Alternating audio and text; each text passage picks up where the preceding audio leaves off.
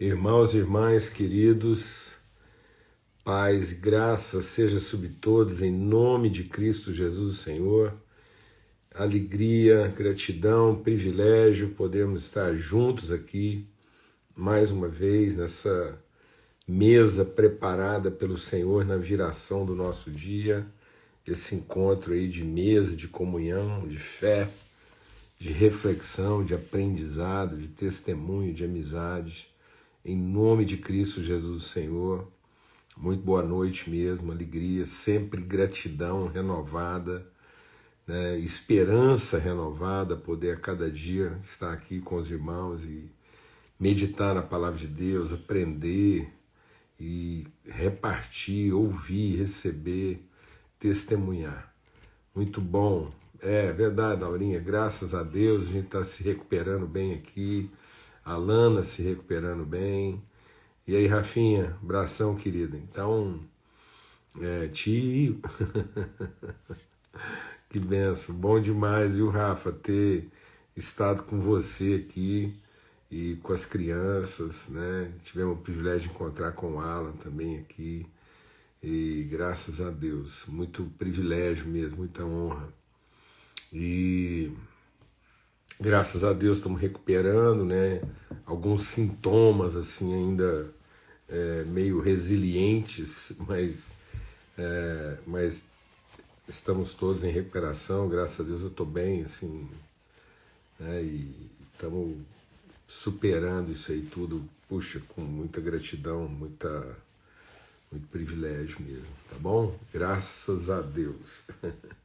Eu creio que logo em breve, aí, né, em poucos dias aí, a gente está liberado aí para os encontros, né, em nome de Jesus. Graças a Deus, né, e pela atenção, pelo cuidado, pela amizade, pelo afeto, isso, os gestos de carinho, de empenho, muito bom mesmo, meu Deus, como é bom viver em família, isso que é promessa de Deus, promessa de Deus, a palavra de Deus diz que Deus faz o homem solitário viver em família, nós não temos outra forma, né, de pensar a bem-aventurança do que a forma que o próprio Deus pensou. Bem-aventurado é o homem que vive em família, bem-aventurada a mulher que vive em família, essa comunhão da mesa e poder repartir, né, compartilhar, atender, perceber, né? A mesa é o lugar da percepção, do olhar, né? A mesa é o lugar da gente vencer a pressa da necessidade e a busca do interesse em favor da relação. Então a mesa é o lugar da gente se acalmar, né? Da gente perceber que mais assim, sublime do que ter a necessidade satisfeita, o interesse contemplado, é ter o outro percebido, né? Poder compartilhar, repartir, ouvir e ser ouvido. Então, muito bom. Graças a Deus por esse privilégio, por essa consciência, né? A gente desenvolver isso na relação uns com os outros e replicar, né? O grande privilégio é a gente poder replicar tudo isso aí na vida uns dos outros e entender essa prática, que na verdade nada mais é do que um estímulo, né? Um encorajamento, a gente poder se encorajar mutuamente a essas práticas, a resgatar isso, né? Essa igreja que é o que a palavra de Deus diz lá em Atos, né? Onde a doutrina, na sua forma essencial, na sua forma orgânica, é a comunhão, o partir do pão e as orações. Meu Deus, é isso. É isso, né? Então, assim, é poder viver isso assim, dessa forma bem simples, né? Comunhão, olhar, perceber, discernir esse pertencimento, partir o pão, ou seja, atender uns aos outros, riquezas e pobrezas sendo compartilhadas. sem o constrangimento, sem o medo, sem a vergonha, sem a ansiedade, e poder orar, interceder, mediar em favor uns dos outros, colocar a nossa fé em favor uns dos outros. Amém? Graças a Deus.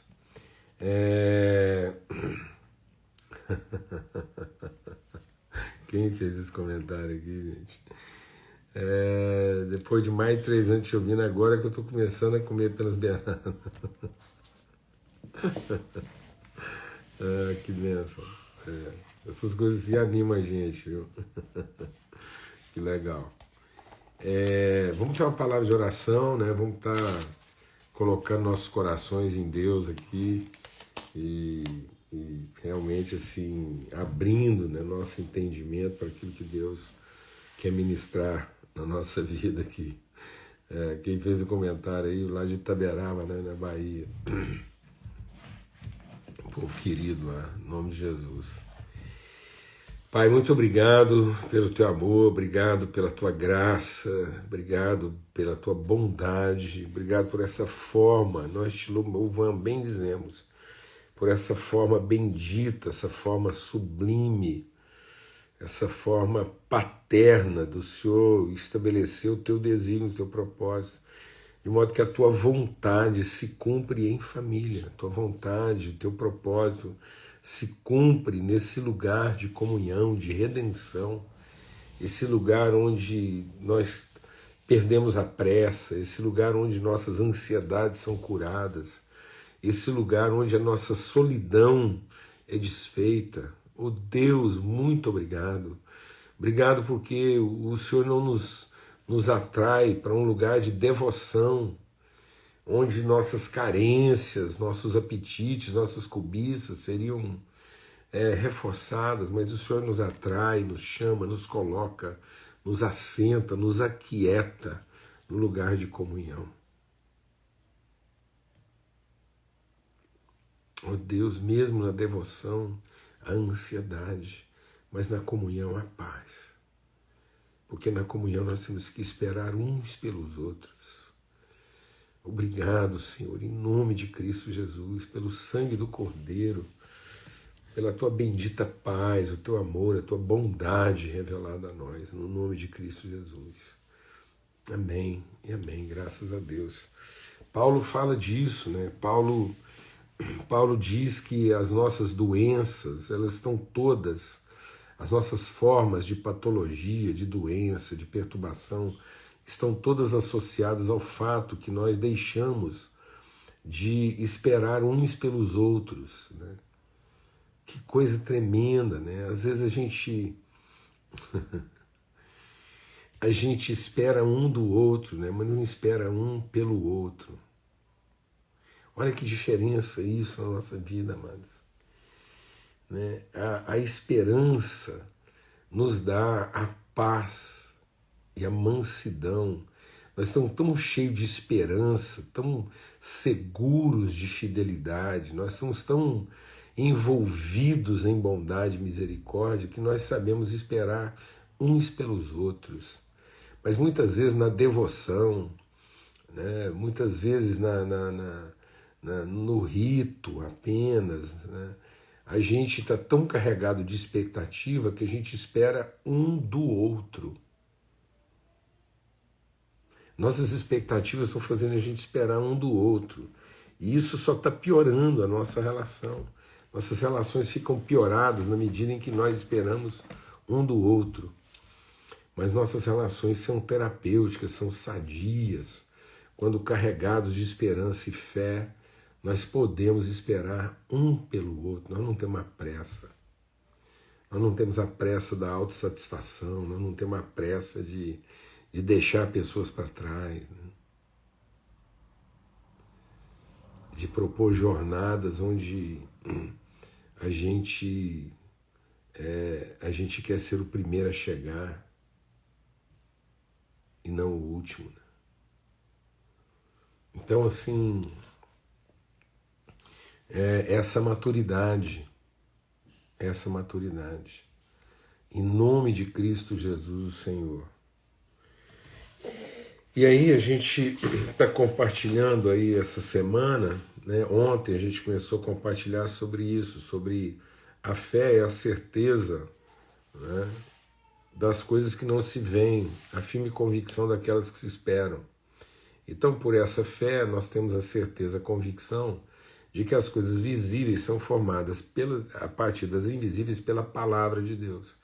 Então, nós precisamos ter essa seriedade, nós precisamos ter esse apontamento, esse rigor de discernir a palavra de Deus no seu absoluto. Nós não podemos relativizar a palavra de Deus no seu significado. Muitas vezes nós estamos relativizando o significado das palavras à nossa conveniência. E isso esvazia, né? Isso esvazia nosso elemento mais essencial e substancial de fé, que é a palavra de Deus. E a gente ontem compartilhou sobre responsabilidade, que a palavra de Deus nos diz, Deus evoca esse entendimento de que nós somos responsáveis. Esse é o sinal da conversão a Cristo. Jesus coloca isso para Pedro como conversão a Cristo. Essa é a palavra da cruz, que é loucura para os homens, né? Que é loucura para a sabedoria humana. Deus escolheu as coisas loucas desse mundo para confundir as sábias. Porque na sabedoria desse mundo, né, a vida não é feita de sacrifícios, a vida é feita de privilégios, de prerrogativas, né? Os sacrifícios se justificam na medida dos privilégios que eles concedem e não das responsabilidades que eles traduzem. Então, muitas vezes as pessoas fazem sacrifícios em favor dos privilégios e não como tradução da sua responsabilidade. Então, muitas vezes nós não queremos o sacrifício da responsabilidade, nós queremos o sacrifício que vai garantir o privilégio. Então, vai garantir o direito. E isso é loucura para Deus, porque a loucura para a sabedoria de Deus é exatamente o sacrifício em favor. Por isso que Jesus disse, Pedro, quando você se converter, fortalece, ampara os teus irmãos, né? Então você me ama, então ame o seu irmão, cuide daqueles que eu amo. Amém? Então isso é responsabilidade. E hoje a gente quer tratar uma outra palavra que muitas vezes está dessignificada na sua essência. Então o próprio Jesus fala dessa dessignificação. Então lá desde os tempos de Jesus ele identifica essa corrupção da palavra, né, do termo, da expressão.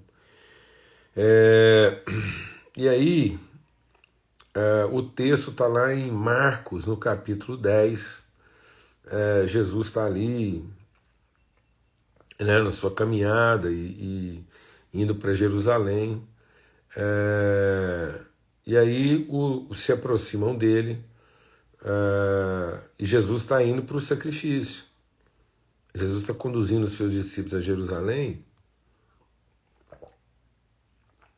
no caminho que leva à cruz, no caminho que leva exatamente àquilo que é ele assumir a responsabilidade dos seus irmãos.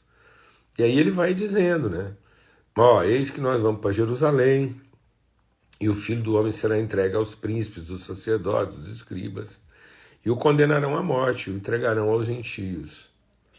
E escarnecerão, açoitarão, cuspirão nele, o matarão, mas ao terceiro dia ressuscitará. É interessante como é que a gente tem a tendência de pegar a parte da conversa só que interessa, né? E aí, agora ver, assim, vamos entender a cena, para a gente também não ter a nosso próprio respeito uma ilusão, né? A gente não ter a nosso próprio respeito uma fantasia, um engano, né? Aí Jesus está falando, vai ter isso, vai crucificar, cuspir e tal, açoitar, desprezo, mas ao terceiro dia vai ressuscitar. Aí o Tiago e o João, lá na versão de Mateus, diz que foi a mãe deles, mas eles estavam juntos, porque eles também participaram da conversa, independente de ter sido a mãe deles que falou, porque eles eram irmãos, então a mãe lá, a mulher do Zebedeu, se aproxima, ou o Tiago e o próprio João fizeram isso, filhos do Zebedeu. Lembra quem é Tiago e João? Aqueles dois estavam lá no barco, junto com o pai, consertando as redes. São dois homens piedosos. Aqui, ó, presta atenção, mas aqui é o João. É o João, é o apóstolo João, o apóstolo amor, aquele que depois vai ser lá, ele que vai receber a Maria, ele que vai cuidar, ele que é o apóstolo amor, as cartas. Então, assim, para a gente entender, né, o quanto que o nosso coração é susceptível. E o João aqui, o João, irmão do Tiago, os dois juntos, filho do Zebedeu, gente família, trabalhava com o pai, tá lá, a mãe acompanhando. E aí ele diz assim, a gente queria te fazer um pedido e queria que o senhor atendesse esse pedido.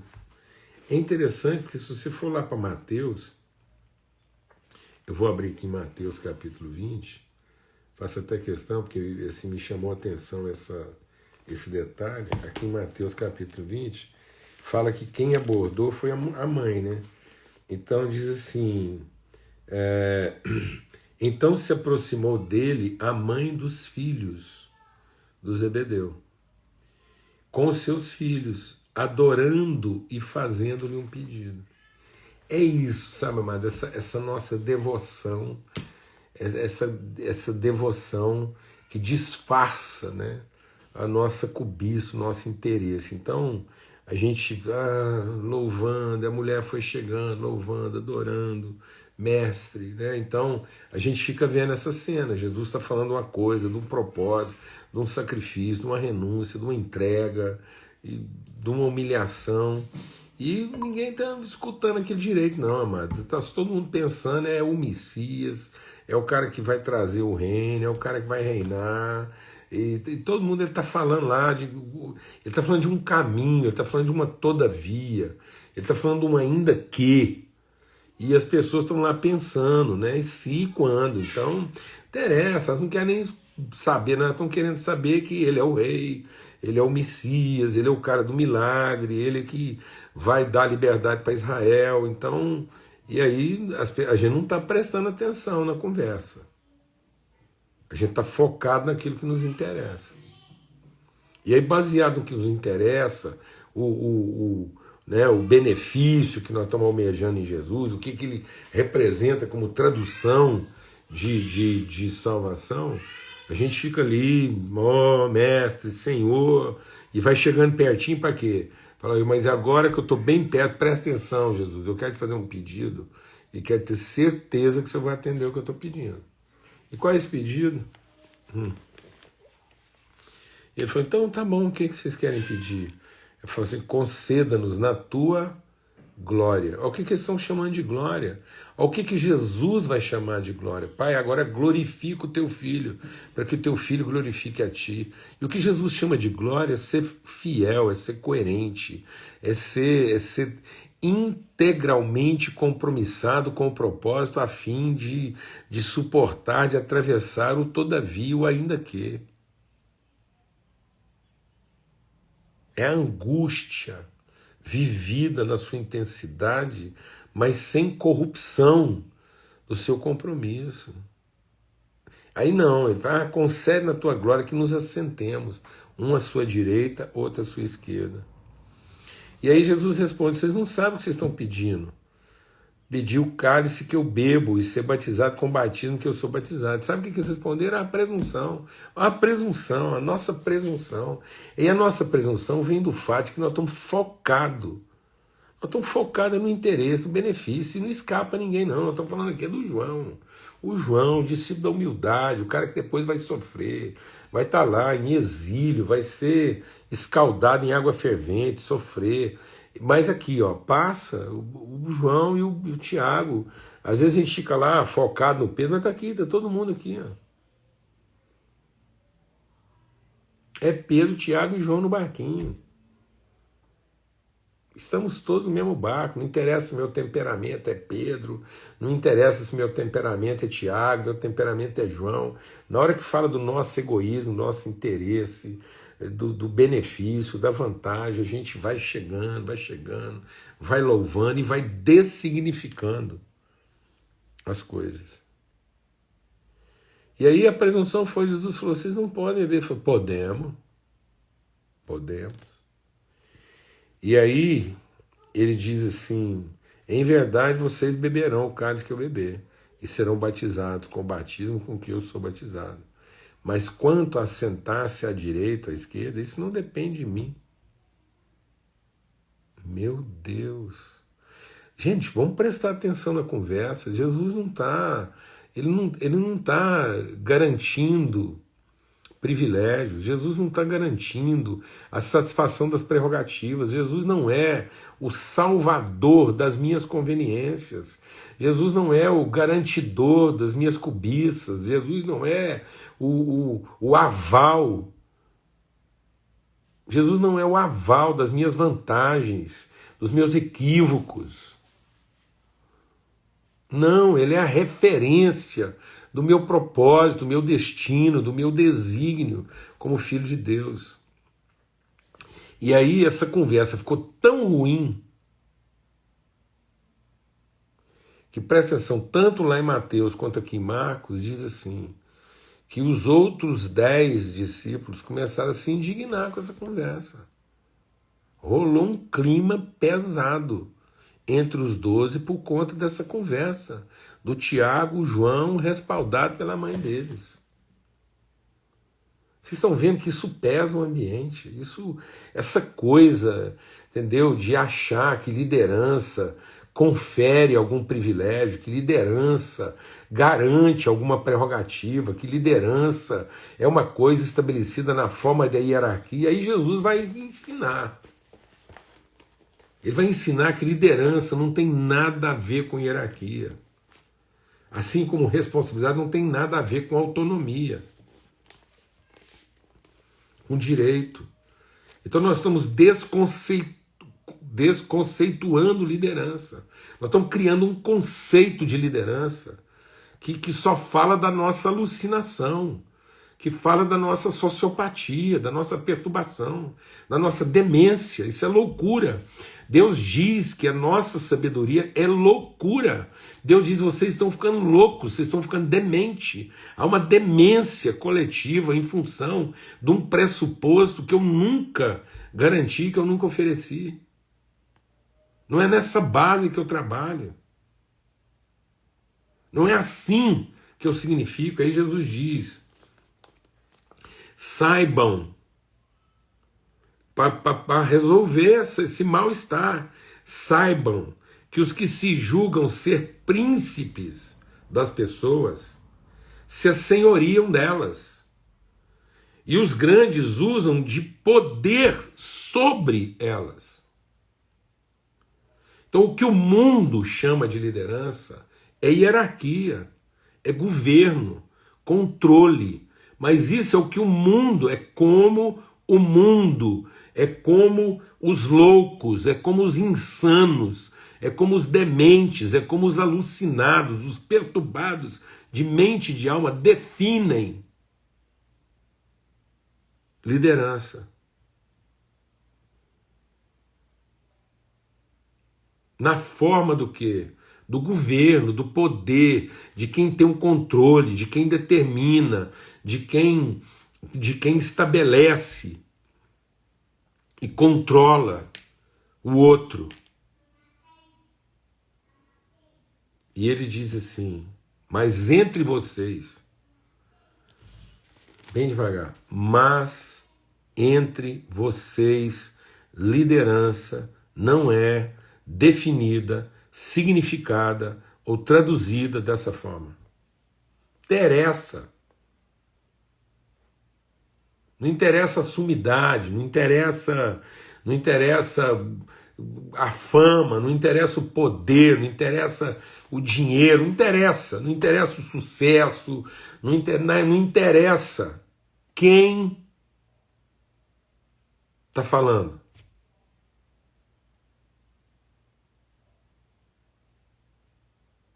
Não interessa quanto sucesso e repercussão isso possa ter.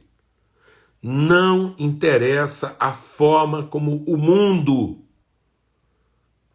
as pessoas desse mundo definem e conceituam liderança. É conveniente, é interesseiro, é despótico, é corrupto, é carregado de uma noção de privilégio, é inflamado de bajulação, é alimentado de devoção. Não interessa se vem cercado de uma pseudo-submissão a Deus, numa tentativa de se aproximar de Deus o suficiente para segredar no ouvido dele um pedido privilegiado, uma oração que chegue na frente das outras, uma carteirada, porque é isso que está dizendo. Eles foram se aproximando e adorando só para chegar perto o suficiente e falar, tá vendo? Agora que nós podemos sussurrar no seu ouvido, nós queremos te fazer um pedido que o Senhor atenda. E aí sabe o que eles vão pedir? Privilégio.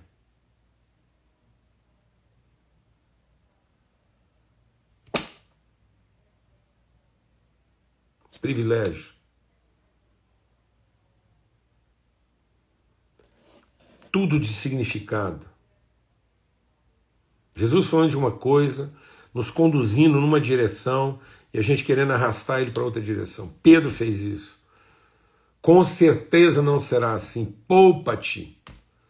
Pedro pediu para Jesus se poupar e agora Tiago e João estão pedindo para ser reconhecidos, para serem poupados. Pedro, Tiago e João no barquinho. Não interessa a fleuma, não interessa o temperamento, não interessa a aparência que a gente dê para isso. Não interessa a forma como a gente disfarça o egoísmo, a vaidade, a soberba, a cobiça, a carência, o egoísmo. Está lá, a raiz da nossa iniquidade. E é essa raiz de iniquidade que faz com que o amor se esfrie dos corações e tudo fique designificado. E aí Jesus vai dizer, então eu vou dizer, entre vós não vai ser assim. Sabe como vai ser entre vocês? Aquele que quiser ser grande, que seja o servo de tudo. E aquele que quiser ser o primeiro, que seja o último. Os últimos serão os primeiros. Os primeiros a ter o entendimento. Quem tiver o entendimento, os primeiros a amadurecer, não vão para o primeiro lugar da fila, vão para o último.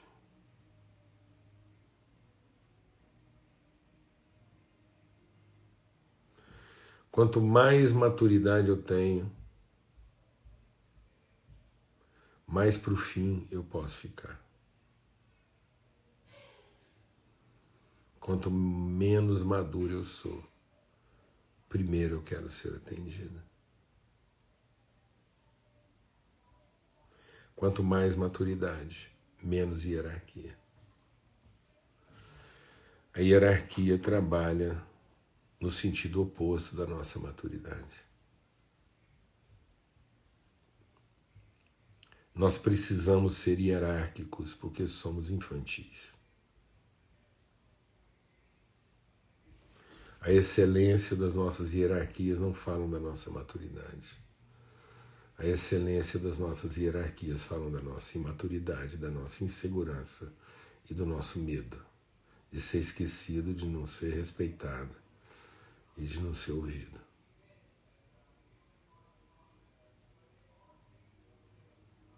Quanto mais hierárquico, mais infantil. Quanto mais intitulado, menos maduro.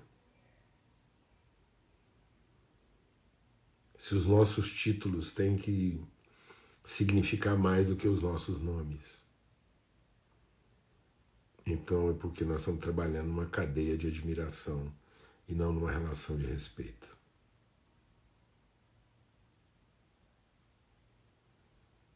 Se os nossos títulos têm que anteceder os nossos nomes, então é porque os nossos nomes não significam.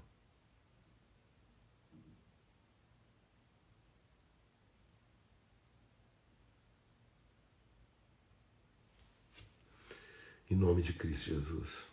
Nós estamos ficando doidos. Nós estamos ficando doentes. Há uma dessignificação. O que nós estamos chamando de liderança? Sabe o que é liderança? É você conseguir ser servido por último. Liderança é você ter certeza que todos já entraram.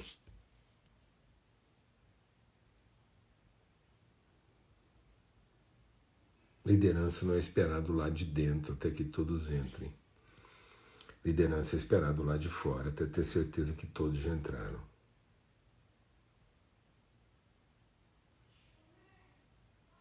Em nome de Cristo Jesus do Senhor. Forte abraço a todos. Forte abraço a todos. Em nome de Cristo Jesus do Senhor. Até amanhã, se Deus quiser. Amém? Para que a gente continue nessa reflexão, nesse aprendizado e nessa transformação do nosso entendimento. Fica na paz.